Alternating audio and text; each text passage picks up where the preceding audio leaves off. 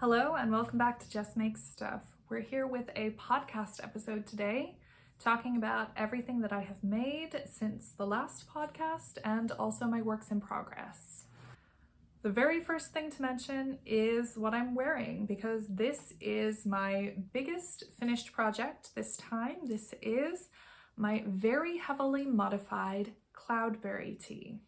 If you've seen the Cloudberry tee pattern before, you will realize that yes, this is quite different to the original pattern. For one thing, I have knitted it in a different weight of yarn. I mentioned that last time when I talked about starting this project. This is designed for fingering weight yarn and I used DK. The main reason for that is that I found a really nice cotton cashmere. It's Rowan cotton cashmere in DK weight. It was a really good price. I bought it because that's what I do with yarn. I do tend to just look for what is a good deal. Let me find a project for it. In this case, I knew that I was going to make the Cloudberry tee with this yarn. That's why I bought the colors that I did. So it was quite intentional, but it did mean that I had to alter the pattern quite a bit. The other is probably more noticeable, and that is that basically the only part of this pattern that is actually what was written in the paper pattern is this color work part. So it looks very similar, but I changed it from the original, which was a boxy shape, drop shoulder sleeves, to instead doing a fully shaped top down in the round with set in sleeves. So that did make this a much more structured pattern than the original. Obviously, when you're doing a drop shoulder, all you're worrying about is knitting rectangles for the most part. I don't love the way that that looks on my body, so I decided to go for something that I prefer the look of more. Thankfully, I had just finished another DK weight shaped top down in the round pattern for my black V-neck top with the half sleeves. Because that was the same yarn weight and needle size, I was able to use that as the basis, the jumping off point, for designing the shape of this top so that I knew that it would look good on me. And I think it worked for the most part. The only thing that I'm a little bit, it's not perfect about is actually the width of the sleeve. If I raise my arm, you can see this is a really wide sleeve. I picked up too many stitches around the arm, and that is just because I don't have that much experience doing that. I have more experience shaping a sleeve from the bottom up than from the top down. I also know what sleeves are supposed to look like from like a sewing perspective, from a pattern drafting perspective, but I haven't quite got the hang of shaping that from a stitch count perspective and how you need to work that. So it's a bit different. It's not perfect on this top as a result. I get about 50-50 in terms of successes when I do sleeves from the top down. And this just happens to be in the less successful category. It doesn't bother me massively because this is DK weight and it's cotton cashmere. It could be too warm if the sleeves were narrower. The fact that they are a bit on the wide side does mean that there's a bit more airflow on a hot day, which is nice. So I don't think I'm going to change it. I definitely still find it cute and wearable. So, you know, it's fine. The other change that I made from the pattern is actually something that I saw on the We Grow Wild channel, I believe is what it's called. She has made a Cloudberry tee and she did it with an I-cord neckline, this colored I-cord. And it was actually seeing her wearing her Cloudberry tee with the I-cord neckline in a bright color that made me want to make the Cloudberry tee because I love the fact that the color of the flowers on the arm gets tied in to the neckline. I feel like it brightens the whole piece really, really pleasantly. So thank you to that original YouTuber. I'm sorry, I don't know your name. The next project that I have finished is something that you will have seen if you saw my last video. And chances are you have if you are here, because that video went, I would probably say, like as viral as knitting content goes. It's had a lot of views. And the piece that I was working on was this baby blanket. It is now finished. And this is actually a gift for a friend who's having a baby. And I'm really glad that I am filming this today because it reminded me that I still have all these ends to weave in, and the baby shower is this weekend. So I need to get those ends woven in so that this is completely ready to go. I did have a lot of questions about what this pattern was. It is a basic wave stitch, so if you just look this up, you will find YouTube tutorials and blogs about how to do a wave stitch with knitting. I do not actually own the pattern. It was something that we found in a library book. It's really simple. It's just a 4-row repeat, and only one of those rows is an actual pattern row, and that is the row with these pearl bumps on the front. I enjoyed the process quite a lot, and I do have every intention of making myself a top that uses this wave pattern and, in fact, these same colors. I love this combination of colors. It's such a classic. It does make me think of the beach, and if I were to make this in cotton, as I did with this blanket, it would be really wearable to the beach. Just something as a beach cover-up. It would be really good. So my other completed object is actually something that I made for my husband. I made him a pair of socks. Now, this yarn is quite funny because he bought this yarn for me. I think thinking that I would make some socks for me with it because I do love green. But I thought I'm gonna make some socks for him because his birthday was coming up, and also he doesn't have any socks that I have knitted for him. This is the very first pair of socks I've knitted for him. And I was really curious whether he would be able to tell the difference between the feel of socks that I knit versus the socks that he knits for himself. I taught him how to knit socks about 1.5 years ago, I think, and he has become kind of a sock knitting machine. But he knits his socks on 2.5mm needles, and I knit mine on 2mm needles. So his gauge is a little bit looser.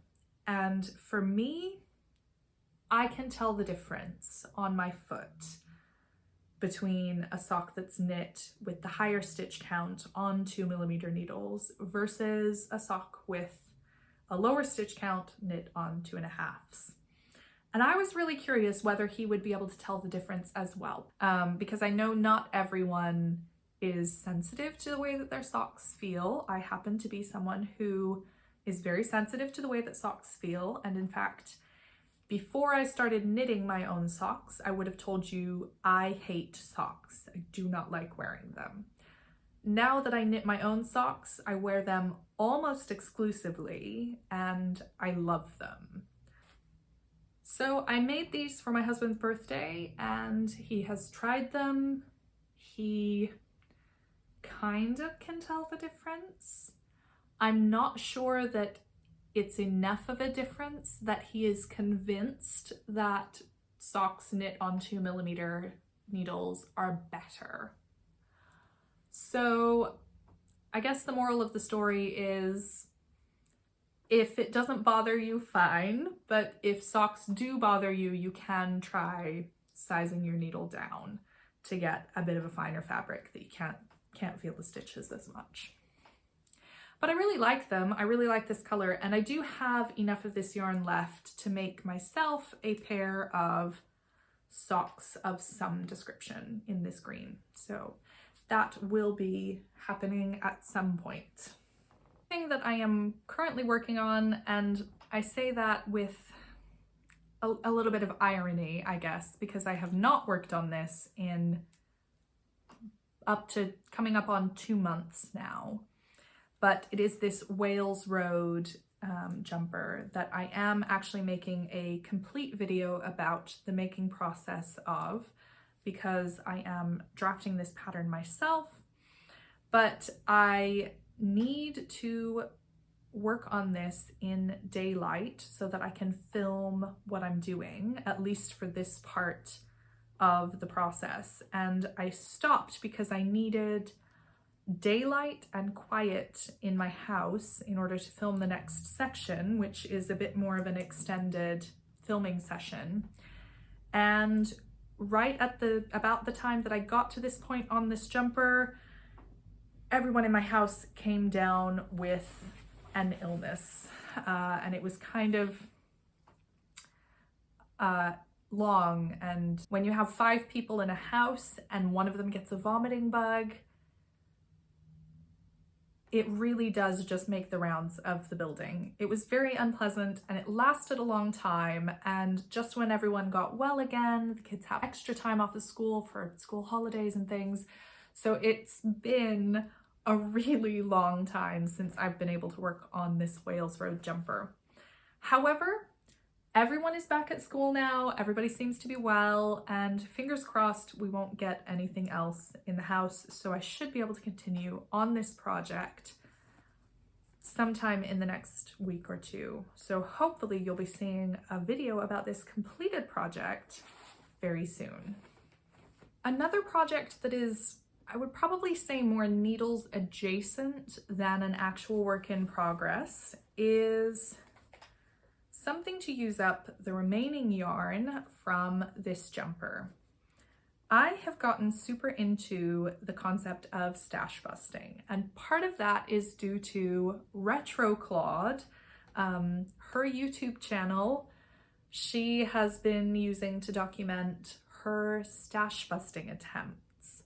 She has a large collection of wonderful yarn that she's trying to use up so that it doesn't take up so much space in her house.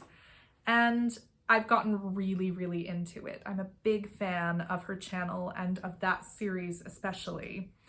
And watching her videos did make me think, instead of just leaving this yarn in my stash to kind of sit for months until I decide finally that I'm going to get rid of it, let's try and actually make something useful with it. Let's make something I will actually wear. Because I know I will wear these colors. I know I will wear this yarn because I'm already wearing it. Let me find something that I can make with these to actually get them completely out of my stash. And the thing that I've decided on is a garter stitch triangular shawl. I won't be able to make a very big one, but that's okay because this will be more of a like summer or transitional season kind of object. And I've had a go at kind of seeing how it will work, but this is the first time I've ever tried making a shawl. I don't really know what I'm doing, and I do kind of need to find a decent pattern to use for a simple garter stitch triangular shawl.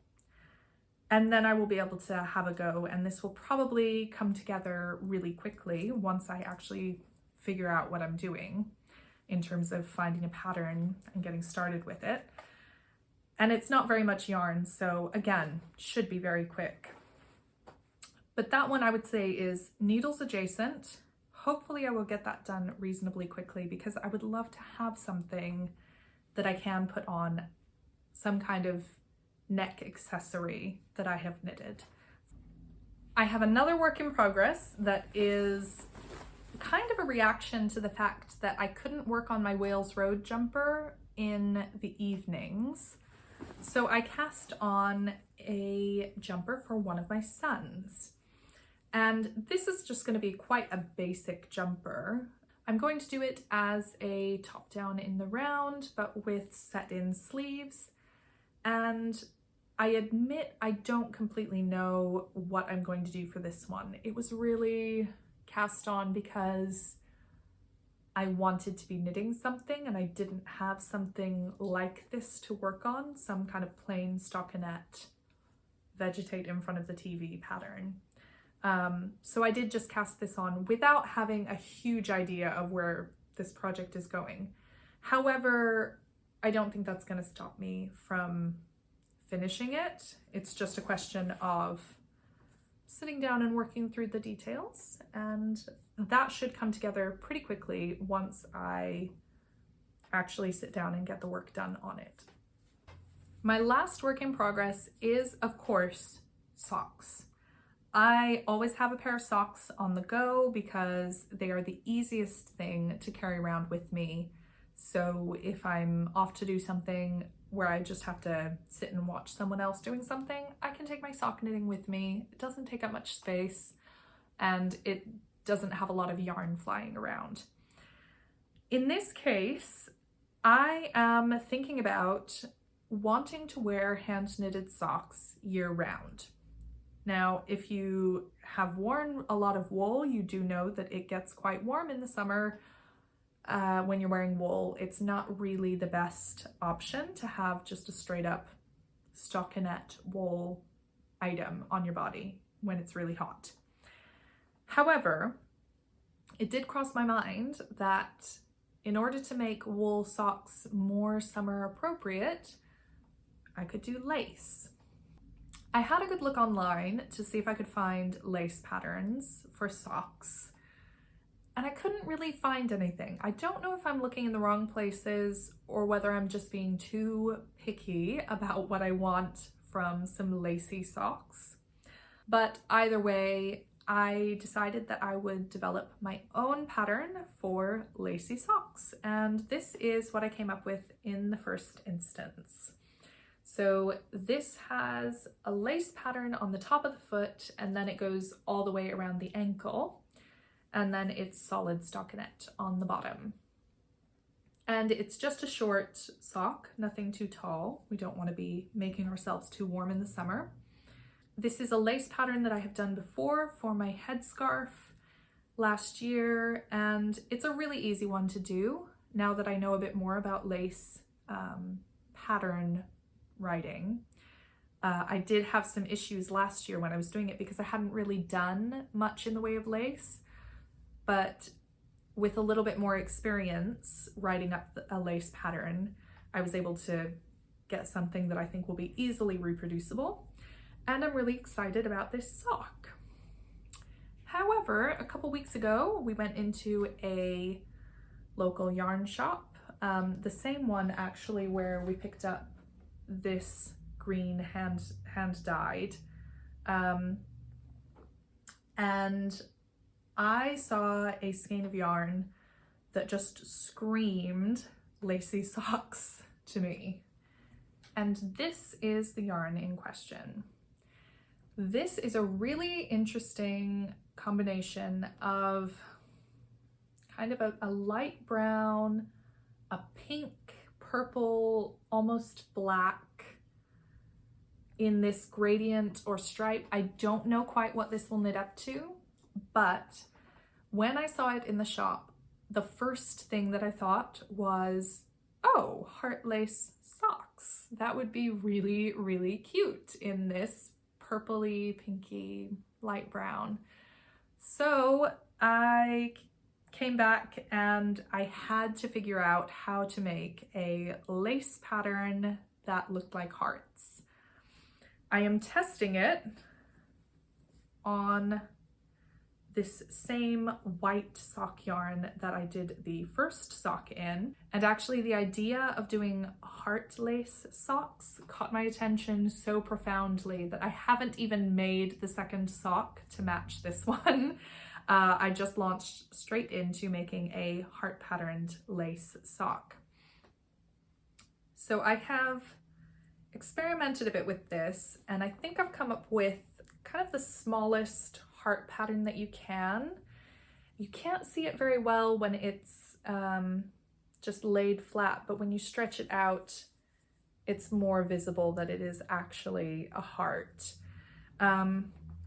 So I have put this together and I put as many hearts as I could into the pattern, and then decided that actually I would like to make this a knitting pattern that I would release online as a free Lacy sock knitting pattern.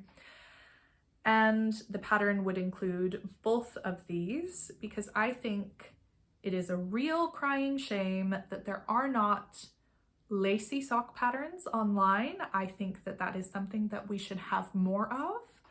I would love to see people wearing Lacy socks more often than I do, because right now I don't ever see that.